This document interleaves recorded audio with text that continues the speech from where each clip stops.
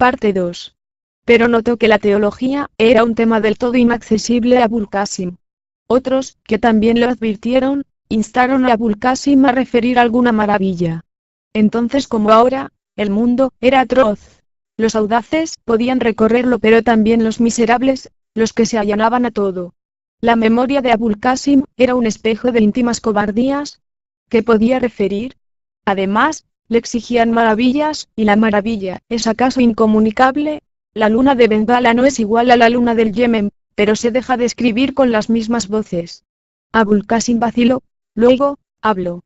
Quien recorre los climas y las ciudades, proclamó con unción, ve muchas cosas que son dignas de crédito. Esta, digamos, que solo he referido, una vez, al rey de los turcos. Ocurrió en Sinkalán, Cantón, donde el río del agua de la vida se derrama en el mar.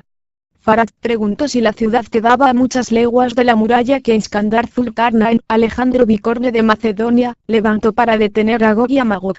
Desiertos la separan, dijo Abul Qasim con involuntaria soberbia. 40 días tardaría una cáfila, caravana, en divisar sus torres, y dicen que otros tantos en alcanzarla.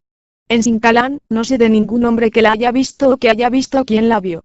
El temor de lo crasamente infinito, del mero espacio, de la mera materia, tocó por un instante a la Averroes. Miró el simétrico jardín, se supo envejecido, inútil, irreal. Decía Abul Qasim. Una tarde, los mercaderes musulmanes de Sinkalán me condujeron a una casa de madera pintada, en la que vivían muchas personas. No se puede contar cómo era esa casa, que más bien era un solo cuarto, con filas de alacenas o de balcones, unas encima de otras. En esas cavidades, había gente que comía y bebía, y asimismo en el suelo, y asimismo en una terraza. Las personas de esa terraza, tocaban el tambor y el laúd, salvo unas 15 o 20 con máscaras de color carmesí, que rezaban, cantaban, y dialogaban. Padecían prisiones, y nadie veía la cárcel. Cabalgaban, pero no se percibía el caballo, combatían, pero las espadas eran de caña, morían y después estaban de pie. Los actos de los locos, dijo Faraj, exceden las previsiones del hombre cuerdo. No estaban locos, tuvo que explicar Abul Qasim. Estaban figurando, me dijo un mercader, una historia. Nadie comprendió, nadie pareció querer comprender. Abul Qasim, confuso, pasó de la escuchada narración a las desairadas razones. Dijo, ayudándose con las manos. Imaginemos que alguien muestra una historia en vez de referirla. Sea esa historia la de los durmientes de Éfeso. Los vemos retirarse a la caverna, los vemos orar y dormir, los vemos dormir con los ojos abiertos, los vemos crecer mientras duermen, los vemos despertar a la vuelta de 309 años, los vemos entregar al vendedor una antigua moneda, los vemos despertar en el paraíso, los vemos despertar con el perro. Algo así nos mostraron aquella tarde las personas de la terraza. ¿Hablaban esas personas?, interrogó Faraj. Por supuesto que hablaban, dijo Abul Qasim, convertido en apologista de una función que apenas recordaba y que lo había fastidiado bastante. Hablaban, y cantaban, y peroraban. En tal caso, dijo Faraj, no se requerían 20 personas. Un solo hablista puede referir cualquier cosa, por compleja que sea. Todos aprobaron ese dictamen. Se encarecieron las virtudes del árabe, que es el idioma que usa Dios para dirigir a los ángeles, luego, de la poesía de los árabes. Abd al-Malik, después de ponderarla debidamente, motejó de anticuados a los poetas que en Damasco, o en Córdoba, se aferraban a imágenes pastoriles y a un vocabulario beduino. Dijo que era absurdo, que un hombre ante cuyos ojos se dilataba el Guadalquivir celebrara el agua de un pozo. Urgió la conveniencia de renovar las antiguas metáforas. Dijo que cuando Zuhair comparó al destino con un camello ciego, esa figura pudo suspender a la gente, pero que 5 siglos de admiración la habían gastado. Todos aprobaron ese dictamen, que ya habían escuchado muchas veces, de muchas bocas. Averroes callaba. Al fin habló, menos para los otros que para él mismo. Con menos elocuencia, dijo Averroes, pero con argumentos congéneres. He defendido alguna vez la proposición que mantiene Abd al-Malik. En Alejandría se ha dicho que solo es incapaz de una culpa quien ya la cometió y ya se arrepintió. Para estar libre de un error, agreguemos, conviene haberlo profesado. Zuhair, en su Muhallaka, dice que en el decurso de 80 años de dolor y de gloria, ha visto muchas veces al destino atropellar de golpe a los hombres, como un camello ciego. Abd al-Malik entiende que esa figura ya no puede maravillar. A ese reparo cabría contestar muchas cosas. La primera, que si el fin del poema fuera el asombro, su tiempo no se mediría por siglos, sino por días y por horas y tal vez por minutos. La segunda, que un famoso poeta es menos inventor que descubridor.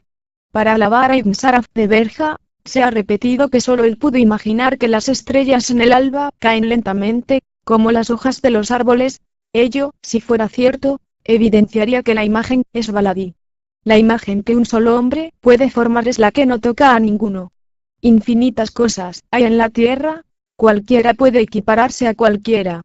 Equiparar estrellas con hojas no es menos arbitrario que equipararlas con peces o con pájaros. En cambio, nadie no sintió alguna vez que el destino es fuerte y es torpe, que es inocente y es también inhumano. Para esa convicción, que puede ser pasajera o continua, pero que nadie elude, fue escrito el verso de Zuhair. No se dirá mejor lo que allí se dijo. Además, y esto es acaso lo esencial de mis reflexiones, el tiempo, que despoja los alcázares, enriquece los versos. El de Zuhair, cuando éste lo compuso en Arabia, sirvió para confrontar dos imágenes, la del viejo camello y la del destino, repetida ahora, sirve para memoria de Zuhair y para confundir nuestros pesares con los de aquel árabe muerto. Dos términos tenía la figura y hoy tiene 4. El tiempo agranda el ámbito de los versos, y sé de algunos que a la par de la música, son todo para todos los hombres. Así, atormentado hace años, en Marrakech por Memorias de Córdoba, me complacía en repetir el apóstrofe que Abdurrahman dirigió en los jardines de Ruzafa a una palma africana. Tú también eres, oh palma. En este suelo extranjera.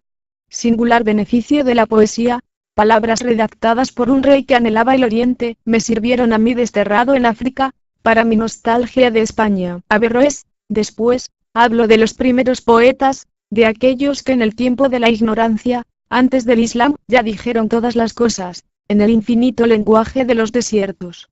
Alarmado, no sin razón, por las fruslerías del Ibn Saraf, dijo que en los antiguos y en el Corán estaba cifrada toda poesía, y condenó por analfabeta y por vana la ambición de innovar. Los demás lo escucharon con placer porque vindicaba lo antiguo. Los muecines llamaban a la oración de la primera luz cuando Averroes volvió a entrar en la biblioteca. En el harén, las esclavas de pelo negro habían torturado a una esclava de pelo rojo, pero él no lo sabría, sino a la tarde. Algo le había revelado el sentido de las dos palabras oscuras. Con firme y cuidadosa caligrafía, agregó estas líneas al manuscrito: Aristóteles denomina tragedia a los panegíricos, y comedias a las sátiras y anatemas. Admirables tragedias y comedias abundan en las páginas del Corán, y en las mualacas del santuario. Sintió sueño, sintió un poco de frío. Desceñido el turbante, se miró en un espejo de metal. No sé lo que vieron sus ojos, porque ningún historiador ha descrito las formas de su cara. Sé que desapareció bruscamente, como si lo fulminara un fuego sin luz, y que con él desaparecieron la casa y el invisible surtidor y los libros y los manuscritos y las palomas y las muchas esclavas de pelo negro y la trémula esclava de pelo rojo y Farachi Abul Qasim, y los rosales y tal vez el Guadalquivir. En la historia anterior quise narrar el proceso de una derrota. Pensé, primero, en aquel arzobispo de Canterbury que se propuso demostrar que hay un Dios, luego, en los alquimistas que buscaron la piedra filosofal, luego, en los vanos trisectores del ángulo y rectificadores del círculo. Reflexioné, después, que más poético es el caso de un hombre que se propone un fin que no está vedado a los otros, pero sí a él.